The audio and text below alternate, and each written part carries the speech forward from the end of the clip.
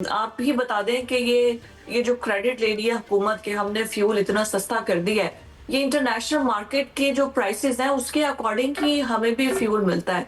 तो international market की क्या प्राइसेस है और उस हिसाब से क्या हमें सस्ता फ्यूल मिल रहा है या अभी भी हम महंगा ही खरीद रहे हैं? बहुत शुक्रिया। पहली गलतफहमी दूर हो जानी चाहिए कि पाकिस्तान में जो पेट्रोलियम मसनूआत के नर्ख हैं वो सिर्फ आलमी मंडी की कीमतों से नहीं है। अगर मैं आपको बता दूं कि अब से कुछ बरस पहले आलमी मंडी में जो कीमतें थीं उससे अगर आज कम है, मगर उसके बावजूद पाकिस्तान में पेट्रोलियम मसनूआत के नर्ख बहुत ज़्यादा है। उसकी बुनियादी यस। वजह ये समझनी है कि एक तो हम पेट्रोलियम लेवी लेते हैं जिसको हम भत्ता कहते हैं, क्योंकि ये टैक्स नहीं है, इसमें सूबों का हिस्सा नहीं है, ये हुकूमत के पास है।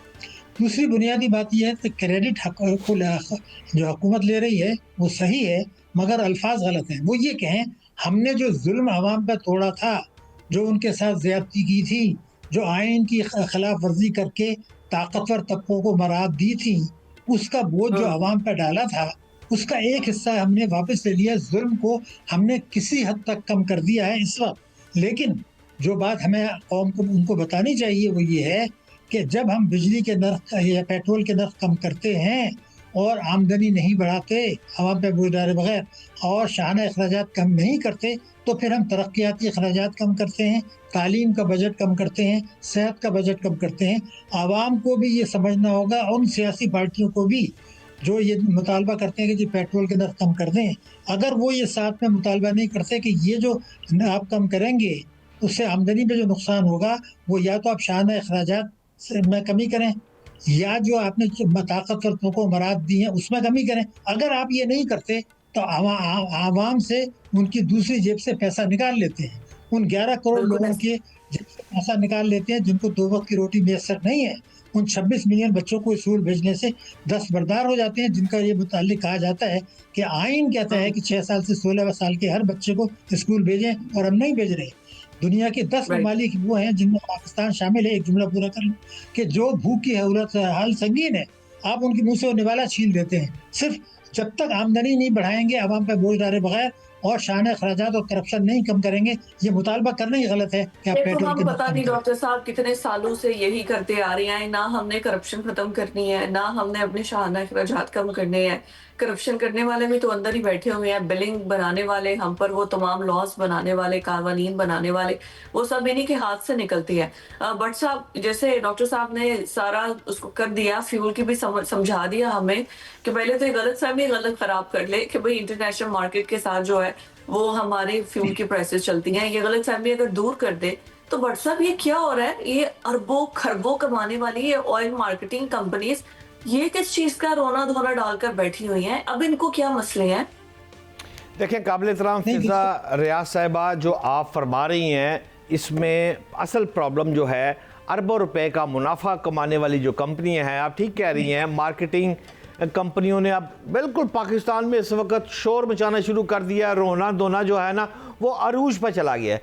लेकिन हम इसको इस तरह कर लेते हैं कि आप ज़रा पहले गौर करें कि हुकूमत ने ये गुज़श्ता रोज़ क्या किया है। गुज़श्ता रोज़ हुकूमत ने पेट्रोल और डीजल की कीमतें जो है वो बरकरार रखी। अच्छा, जब बरकरार रखी हैं तो ज़राए पेट्रोलियम डिवीज़न से मेरी जो बात हुई है, डीजल पर लेवी में उन्होंने 6 रुपये 57 पैसे फ़ी लीटर बढ़ा दी। अच्छा, जब डीजल पर 6 रुपये 57 पैसे बढ़ी है तो इसके बाद डीजल पर लेवी बढ़कर 79 रुपये 54 पैसे फ़ी लीटर हो गई। इसी तरह अगर पेट्रोल की बात करें तो 39 पैसे जो है फ़ी लीटर, उसमें भी इजाफा होकर अब लेवी जो है वो 66 रुपये 64 पैसे फ़ी लीटर हो गई है। बात यह है यहाँ पर कि जो कंपनियां हैं, मार्केटिंग ऑयल कंपनियां हैं, वो ये कह रही हैं कि हमसे मुशावरत की जाए और इसकी प्राइस पहले भी आपने जनाब 74 रुपये कम कर दी है, हमने तो जो बढ़ानी थी वो बढ़ा दी है। अब आप कम कर रहे हैं तो रोना धोना तो हमारा शुरू होगा, क्योंकि उनका कहना है कि अरबों रुपए का नुकसान उनको हो रहा है और वो ये थ्रेट भी कर रहे हैं कि इससे फिगर दे रहे हैं कि 104 से 105 अरब रुपए का मजमूई मालियाती नुकसान जो है, माली नुकसान हो जाएगा। और बहुत सारी जो बैरून मुल्क की कंपनियां हैं, सरमायाकार, वो यहाँ से कंपनियां भाग जाएंगी। लिहाजा खुदा का वास्ता ये काम ना करे। अच्छा, ये तस्वीर का एक रुख देखे, अब दूसरा रुख जो है वो मेरा ख्याल है डॉक्टर साहब को बहुत ग्रिप है पेट्रोल पे भी और दीगर मुआशरत पे भी। डॉक्टर साहब, मैंने जो कैलकुलेशन की, जब पाकिस्तान में पेट्रोल बिक रहा था, ईरान अमेरिका की जंग हुई, तो उस वक़्त अगर 254 फिर 288 288, तो अब भी अगर मैं कैलकुलेशन करूं तो 34 रुपये का इजाफा तो फिर भी निकल रहा है। ये 34 रुपीज़ अब भी ज़्यादा है। इंटरनेशनल मार्केट की जो अब बात कर रहे थे कि इंटरनेशनल के हिसाब से होता है, फिर भी 34 रुपये ज़्यादा है। भाई लेवी जितनी मर्जी बढ़ाए या कम करे वो तो बात की बात है, लेकिन ये 34 रुपये ज़्यादा क्यों है? हुकूमत को बदमाशी कर रही है या हुकूमत के पास वाकई कोई आर्गूमेंट है कि उसका नहीं बस चल रहा? इंसाफ की बात करें। काबिल एहतराम डॉक्टर साहब। देखिए, आपने बिल्कुल सही एनालिसिस किए है, मगर आप मुझे इजाजत दें, फ्रॉड को ये कहते हैं, कई हजार अरब रुपया कमाने को कहते हैं कि ये धोखा कानून तोड़ना नेक नियति से किए गए थे। नियत का हाल तो अल्लाह को पता है। तो खेल ये है कि ये अशराफिया हैं सारे। हुकूमत ये जो कुछ ये कह रहे हैं, ये हुकूमत की मिली भगत है। जब हुकूमतें कीमती बढ़ाती है तब भी तो ये बेतहाशा फ़ायदा उठाते हैं, अब भी बेतहाशा फ़ायदा उठाते हैं। इतना फ़ायदा है कि ये कभी मुल्क छोड़ के नहीं जाएंगे। मैं आपको बेतहाशा ये कमा रहे हैं, एक ये और एक बैंक्स इतना मुनाफा कमा रहे हैं कि आप अंदाजा नहीं लगा सकते कि ये दुनिया में इतना मुनाफा कहीं नहीं है। डॉक्टर साहब, मशवरा दें हुकूमत को, क्या मशवरा देंगे फिर आप? देखिए, मशवरा इसलिए मैं क्या दूंगा, मैं तो एक जुमला कह दूं, मुस्लिम लीग नून का मंशूर है। हमें इस बात, उसके तर्जुमा बता रहा हूँ, हमें इस बात का एहसास है कि पाकिस्तान की बीमार मईशत को ठीक करने के लिए जिन इस्लाहात की ज़रूरत है उसमें टैक्स की इस्लाहात शामिल हैं, और लेकिन उसकी ताकतवर तबके मुखालफत करेंगे और हम उनसे निमट के दिखाएंगे। अब उन्होंने उसको गले लगा लिया। तो अगर उसमें ये लिखा था कि वफाक और सूबे हर किस्म की आमदनी पर टैक्स लगाएंगे, जो नहीं लगा रहे। मेरे पास जो आदाद शुमार है वो ये है कि अब अगले साल जो 15,264 अरब रुपए का टैक्सों का हदफ है, शहबाज शरीफ साहब ने कहा था, वज़ीर-ए-आज़म पाकिस्तान, कि वफाक 15,000 अरब रुपया टैक्सों में कम वसूल कर रहा है, जो उसको करना चाहिए। अगर 15,000 अरब रुपया कम वसूल कर रहा है, जब तक उसका बड़ा हिस्सा वसूल नहीं करेंगे कुछ नहीं हो सकता। अगर उसके उनके मंशूर के अल्फाज टैक्स वसूल करना है, क्या टैक्स वसूल हो सकता है? या सैलरी क्लास से तो टैक्स वसूल होता है, क्या बड़े लोग टैक्स देंगे? आप बता दें। यहाँ पे किसी टैक्स या एफबीआई का जो बंदा आता है सर, उसको कुछ पैसे देते हैं, वो आपको क्लियर कर देता है और टैक्स माफ। हमारी तो सैलरीज में से भी टैक्स कटेगा, हम ग्रॉसरी करेंगे तो उसमें से भी टैक्स कटेगा, हमें तो वो निचोड़ ही नहीं है।